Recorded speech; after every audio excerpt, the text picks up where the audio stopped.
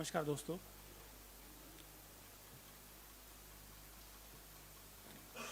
आज एक बहुत महत्वपूर्ण मुद्दे पर जो गुजरात से जुड़ा है, जो देश के आदिवासियों से जुड़ा है और जिस प्रकार से गुजरात में भारतीय जनता पार्टी घबराई हुई है और जिस प्रकार से घबराहट में जिस प्रकार से वो प्रजातंत्र पर हमला बोल रहे हैं, उसको लेकर आज हमारे बीच में श्री रघु शर्मा जी हैं, इंचार्ज गुजरात, श्री जगदीश ठाकुर जी हैं, पीसीसी अध्यक्ष गुजरात, श्री सुखराम राठवा जी हैं, आनंद पटेल जी हैं, बीएम संदीप जी हैं और शिवाजी राव जी हैं, हमारे आदिवासी कांग्रेस के अध्यक्ष, और बीएम संदीप जी हैं। मैं ज़्यादा समय ना लेते हुए मैं अनुरोध करूंगा सबसे पहले रघु शर्मा जी से, वो अपनी बात रखेंगे। उसके बाद आनंद पटेल जी आपको बात बताएंगे।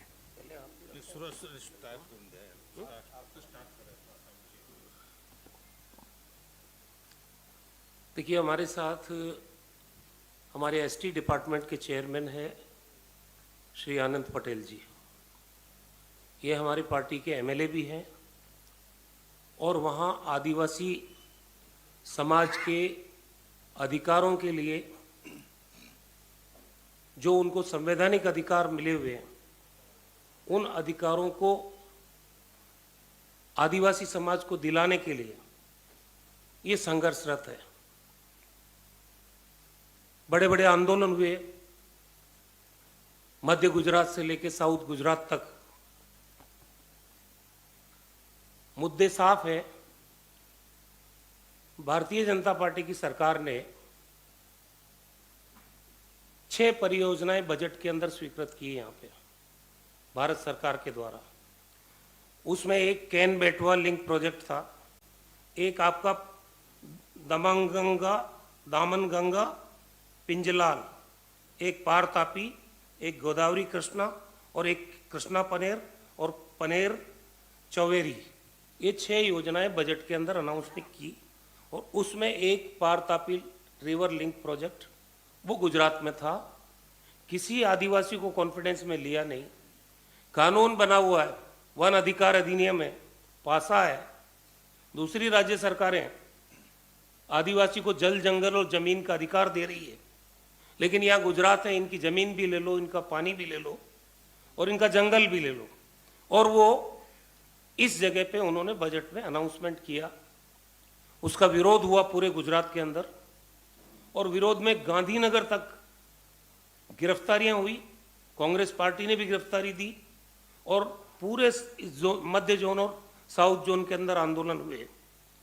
कई जगह पुलिस अत्याचार हुए, लाठीचार्ज हुआ, सब तरह की घटनाएं हुई। जब चुनाव नजदीक आ गया गुजरात का, तब इन लोगों को डर लगा, बीजेपी वालों को, कि ये मुद्दा बड़ा बन सकता है, तो इसको रोल बैक कर लेते हैं।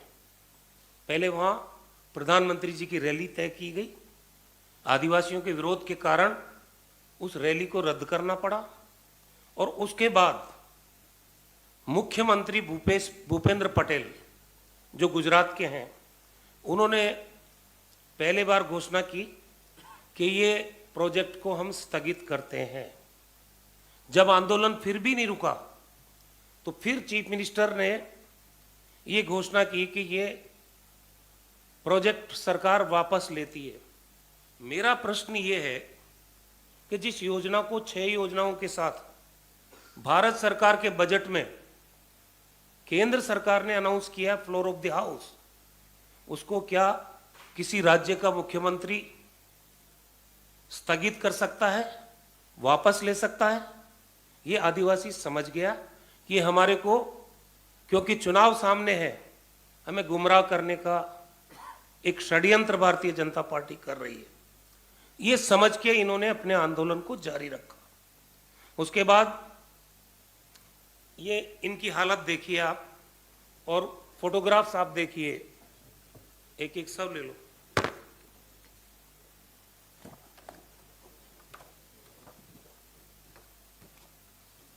एक मिनट,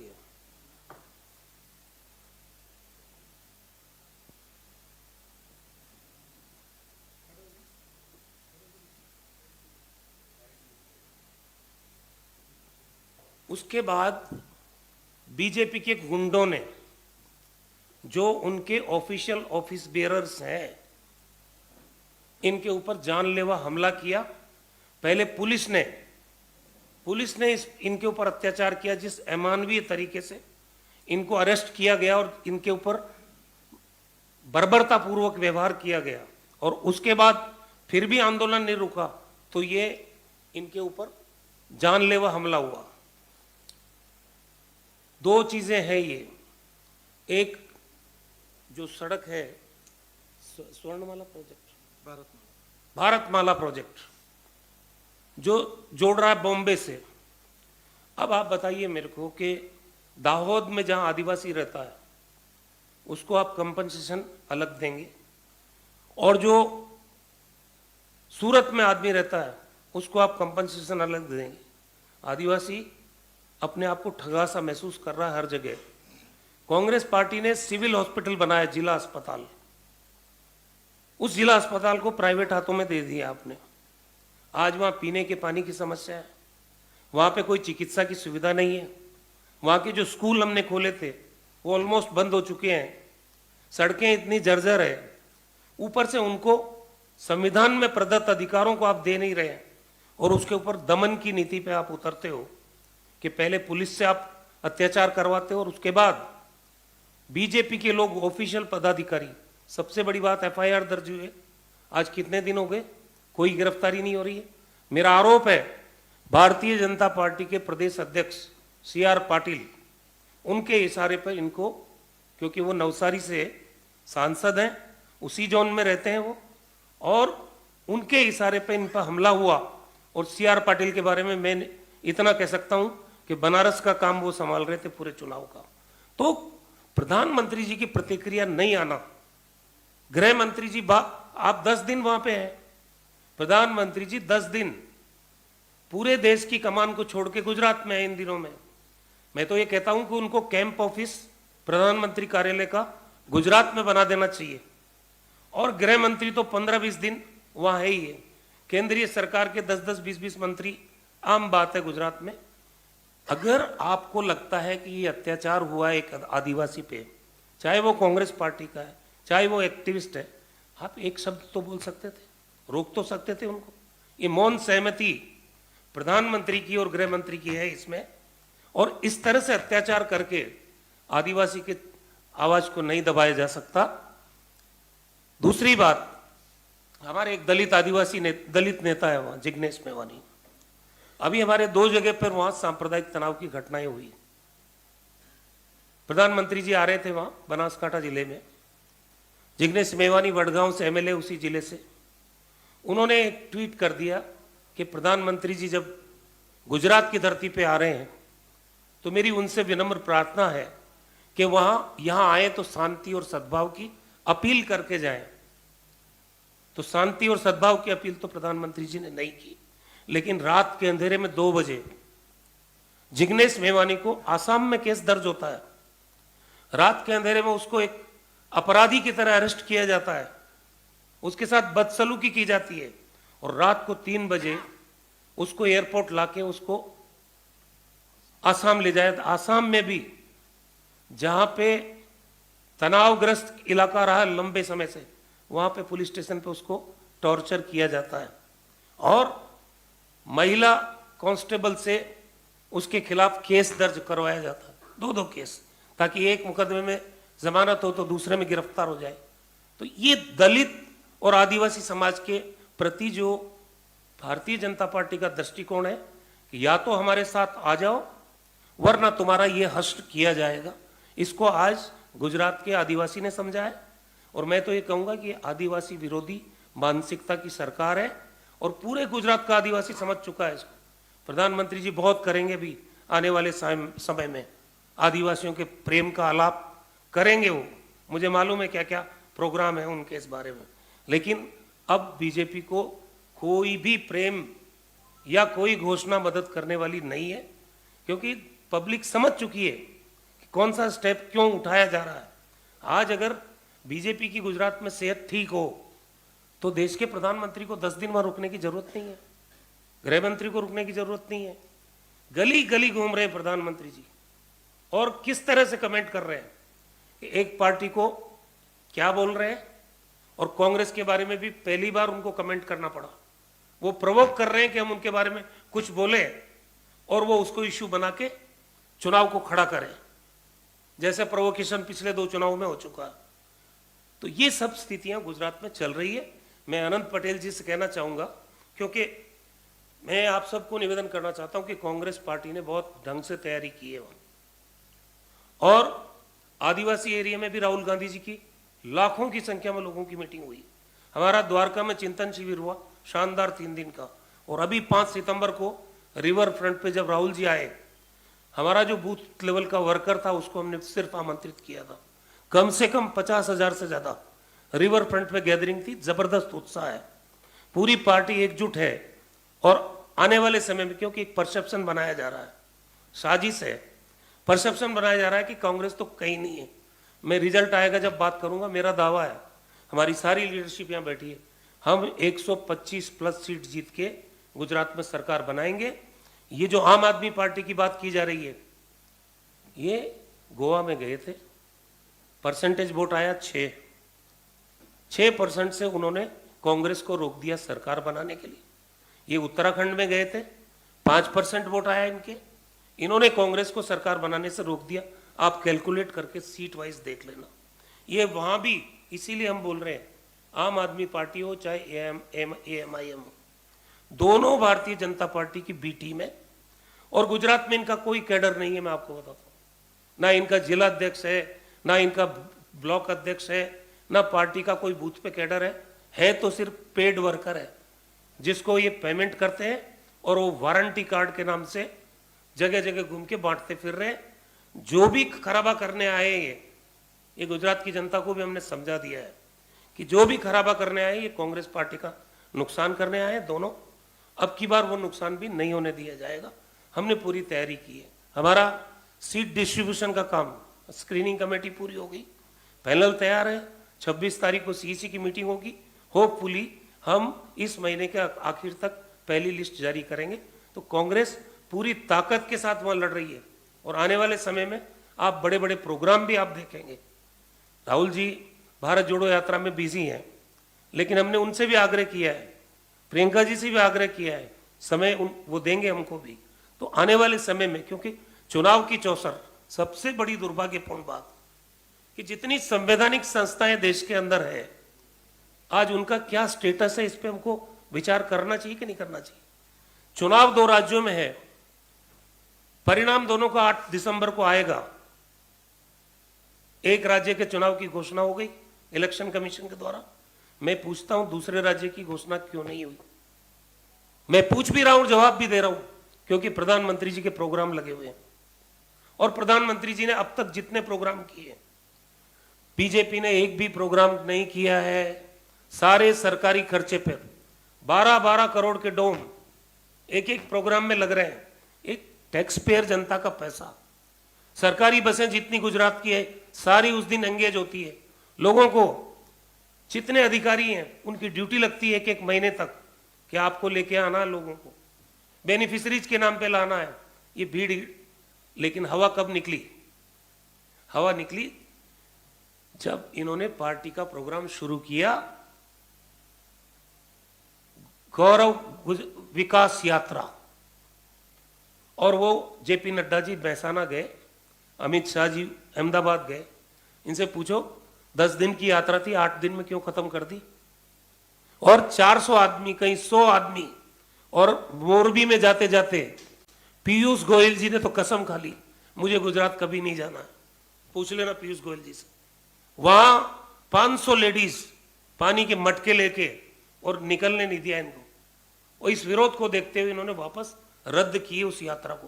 पहला प्रोग्राम बीजेपी का, एक प्रोग्राम किया था कमलम में 5 राज्यों के चुनाव होने के जस्ट बाद दूसरे दिन 11 मार्च को, वो पार्टी का प्रोग्राम था।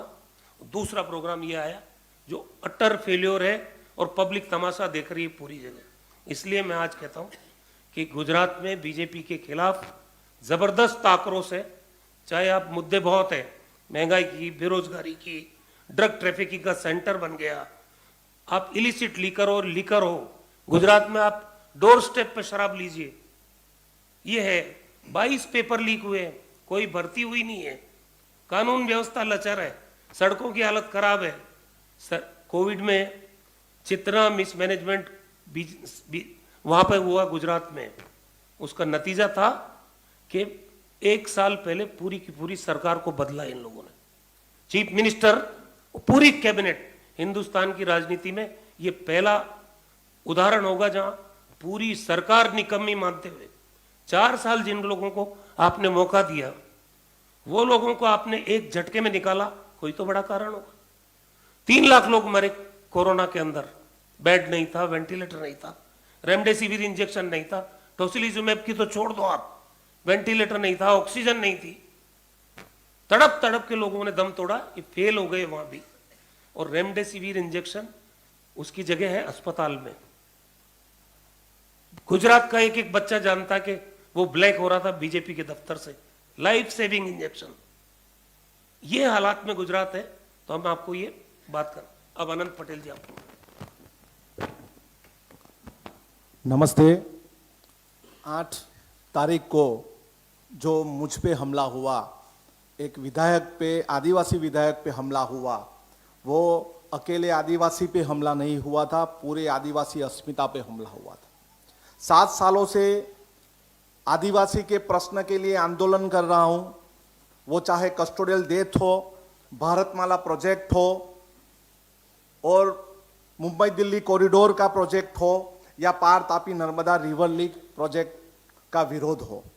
पार Tapi Narmada river link project में 14 रैलियां की, पूरे गुजरात में जहां जहां से ये प्रोजेक्ट हो रहा था, डैम प्रोजेक्ट हो रहा था, उसका हमने विरोध किया। हम विकास के विरोधी नहीं है, लेकिन जड़ जंगल जमीन का इश्यू जो आदिवासी का है, और उस जड़ जंगल जमीन पे जो हमला हो रहा है, आदिवासी अस्मिता पे जो हमला हो रहा है, उसके ऊपर हमने साउथ गुजरात में जोरदार विरोध किया। हमें खरीदने की बात हुई, हमें डराने की बात हुई, और बाद में जब इलेक्शन होने वाला था तब नवसारी जिला पंचायत के प्रमुख द्वारा मुझ पे हमला खैरगाम में हुआ, जो CR पाटिल का मत क्षेत्र है। मीटिंग में जा रहा था और संघर्ष यात्रा की पूर्व तैयारी के लिए जा रहा था, तब आदिवासी के लिए क्यों काम कर रहे हो, आदिवासी की जड़ जंगल जमीन के लिए क्यों काम कर रहे हो, आदिवासियों के लिए क्यों प्रोटेक्ट कर रहे हो, इस हिसाब से मुझे मारा गया। और जिसके ऊपर मैंने मुकदमा दाखिल किया, वो आज भी खुला घूम रहा है। ये पूरी साजिश बीजेपी की है। जो भी आदिवासियों में बोलेगा या गुजरात में कोई भी बोलेगा, उसको मारो। मैंने उसी दिन FIR दाखिल की थी, और 8-10 दिन के बाद मुझ पे 3 FIR हुई, एक ही घटना की 3 FIR हुई। वो FIR जिसने मुझे मारा है, उसकी बीवी ने भी FIR की, पुलिस ने मेरे पे FIR की, और फायर फाइटर के जो ड्राइवर कर्मचारी थे गवर्नमेंट के, उसने भी मुझ पे FIR की। आज तक उनको पकड़ा नहीं गया, लेकिन अभी भी मुझे ये पता है कि मैं कैसे बच गया। 40 से 50 आदमी जो बीजेपी के थे, उसमें जिला पंचायत का प्रमुख भी वहां पे शामिल था, लेकिन आज तक उसको पकड़ा नहीं गया, क्योंकि ये पूरा जो किस्सा हुआ है वो CR पाटिल ने करवाया है। अगर एक आदिवासी लीडर को डराया जाएगा तो सभी आदिवासी डरेंगे, लेकिन हम डरने वाले नहीं है। आदिवासी की जड़ जंगल जमीन के लिए, आदिवासी के प्रोजेक्ट जो उसकी जड़ जंगल जमीन लूट रहे हैं, उसके खिलाफ हमारा आंदोलन जारी रहेगा। आने वाली 29 को मैं पूरे गुजरात में से आदिवासियों को बुलाऊंगा, और वहां पे मैं आंदोलन करना चाहूंगा। हमारे पे हुई FIR अगर नहीं ली जाए, और नवसारी डिस्ट्रिक्ट जो आदिवासी डिस्ट्रिक्ट है, उसमें जो जिला पंचायत अध्यक्ष है भिखूभाई, उसको बर्खास्त नहीं किया जाएगा, तो 29 को पूरा घेराव हम करेंगे, क्योंकि ये पूरी साजिश है डराने के लिए, आदिवासियों को डराने के लिए, और पूरी जड़ जंगल जमीन लूटने के लिए। क्योंकि ये आंदोलन बड़ा है, और ये आंदोलन अभी इसीलिए उसको स्थगित किया गया, क्योंकि इलेक्शन के बाद ये आंदोलन जारी न रहे इसीलिए स्थगित किया गया है, लेकिन ये आंदोलन जारी रहेगा। हमने 14 रैलियां की है, हम इलेक्शन में भी रैली करेंगे, इलेक्शन के बाद भी रैली करेंगे, लेकिन जो भी आदिवासी अस्मिता के खिलाफ जाएगा उसको हम छोड़ेंगे नहीं। वो हम हमारी जड़ जंगल जमीन आदिवासी अस्मिता को बचाने के लिए कुछ भी करेंगे, कुछ भी हो जाए, मुझे कुछ भी हो जाए अगर, तो उसका पूरा जिम्मेवार बीजेपी का अध्यक्ष होगा, क्योंकि उसने मेरे पे हमला किया है, आदिवासी अस्मिता पे हमला किया है, पूरे आदिवासियों पे हमला किया है। लेकिन जो हमारी जड़ जंगल जमीन है, जो हमारा पैसा है, अभी भी एक नया कानून जो जंगल जमीन का बनाया गया है, उसमें भी जो ग्राम सभा को जितने पावर दिए गए हैं वो पावर छीन लिए हैं। हम लोकतांत्रिक तरीके से हमारा आंदोलन रख रहे हैं, लेकिन ये हमला पूरी आदिवासी अस्मिता के खिलाफ है, पूरी आदिवासी अस्मिता पे हमला है। ये हम डरने वाले नहीं है, हम हमारा काम, हमारा आंदोलन जारी रखेंगे। आने वाली 29 को भी हम पूरे गुजरात से आदिवासी को मैं आह्वान करता हूं, वहां पे आएंगे और हमारा ये आंदोलन जारी रहेगा। Thank you. नवसारी डिस्ट्रिक्ट। इस मामले पर आपके कोई क्वेश्चन है तो हम लेंगे, और इसके अलावा अगर कोई क्वेश्चन है तो उसको अलग से लेंगे।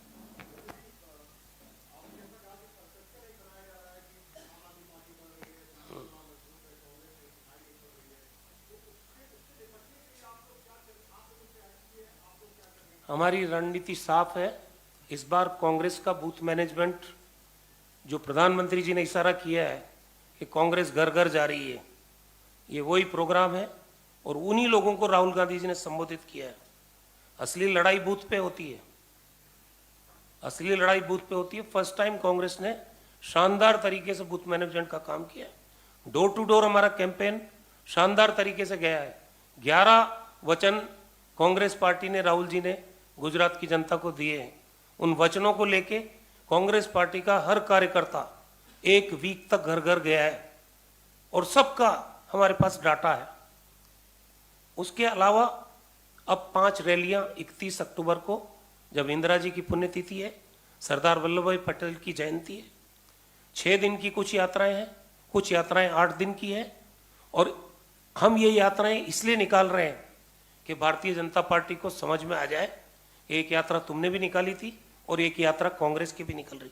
तुलनात्मक सारा अध्ययन हो जाएगा जनता के सामने, और उसमें देश के तमाम सीनियर लीडर्स डे वाइज कौन कहां संबोधित करेगा वो रहेंगे।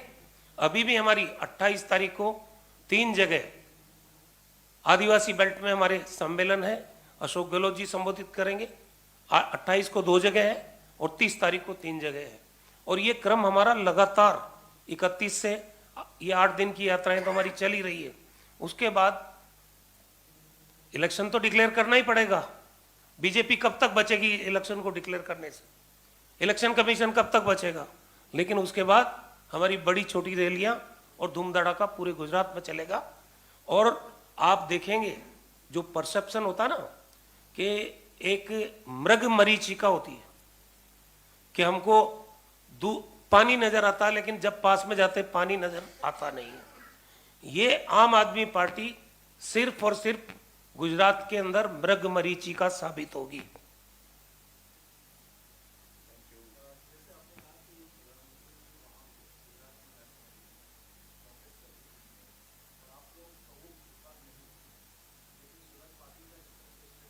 देखिए, उस पे जयराम रमेश जी ने बहुत क्लियरली सारी चीजें स्पष्ट कर दी है। उन्होंने विड्रॉ भी कर लिया, लेकिन जयराम जी ने पार्टी का ऑफिशियल वर्जन दे दिया है। उसके बाद कुछ नहीं बनता, वो वही पार्टी का स्टैंड है।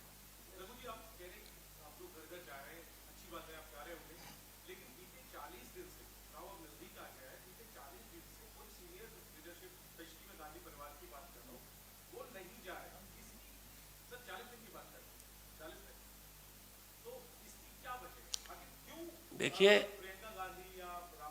अब सुनिए, अब आपकी बात मैं समझ गया। राहुल गांधी जी भी जाएंगे, प्रियंका जी भी जाएंगी। आपके सामने है भारत जोड़ो यात्रा। 5 तारीख को हमको प्रोग्राम दिया, 7 से उन्होंने अपनी यात्रा शुरू की है। तो अब जब भी गैप आएगा यात्रा में, जब बीच में गैप आएगा, प्रियंका जी भी आएंगी और राहुल जी भी आएंगे। आप देखना भी चुनाव तो अभी अनाउंस ही नहीं हुआ है। हमने रिक्वेस्ट कर रखी है, वो डेट आएगी, पक्का आएंगे वो, क्यों नहीं आएंगे, दिवाली के बाद।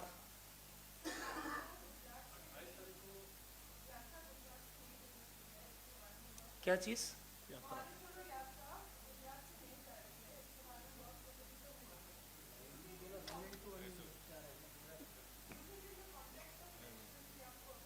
देखिए मेरी बात सुनो आप, कि कांग्रेस की फितरत और बीजेपी की फितरत दोनों की अलग है। वो हर चीज को राजनीतिक लाभ से जोड़ते हैं और हम हर चीज को देश की बहबूदी के लिए, बेहतरी के लिए, देश की एकता के लिए, अखंडता के लिए रखते हैं। अगर राहुल गांधी जी चाहते, बहुत अच्छा सवाल किया आपने, अगर उनका इलेक्शन ओरिएंटेड पर्पज होता तो इसमें हिमाचल भी होता और गुजरात भी होता, मैं दूसरी बात कहता हूं। लेकिन उनको देश की चिंता है। देश में जो नफरत का वातावरण बन रहा है, हिंसा का वातावरण बन रहा है, जो भाईचारा टूट रहा है, वो ज्यादा बड़ी चीज है बजाय कि किसी राज्य के चुनाव को आप दृष्टिगत रखते हुए अपनी यात्रा रखो। इसलिए कन्याकुमारी से लेके कश्मीर तक का जो रूट है, उस पर चाहे कोई इलेक्शन गोइंग स्टेट आया है नहीं आया, इस बात की भी परवाह नहीं की है। तो आप हमारा उद्देश्य समझिए।